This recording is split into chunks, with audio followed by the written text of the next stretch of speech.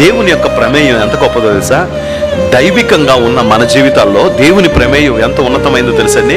ఒక సీఎంను కలవాలంటే సాధారణమైన వ్యక్తికి అసాధ్యం.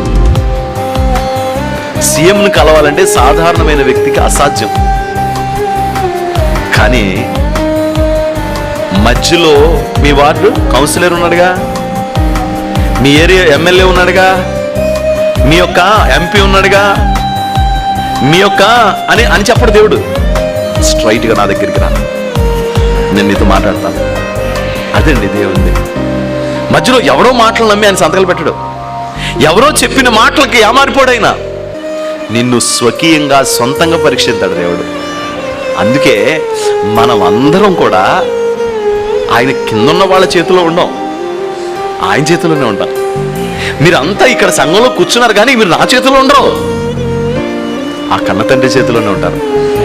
సార్వత్రిక సంఘంలో ఇంతమంది సేవకులు మేము గొప్ప అని చెప్పుకుంటున్న అందరం ఉన్నాం, కానీ మా అందరి చేతిలో విశ్వాసులు ఉండరు, దేవుని చేతిలోనే ఉంటారు. అందుకే విశ్వాసికి దేవుడంటే ప్రాణం.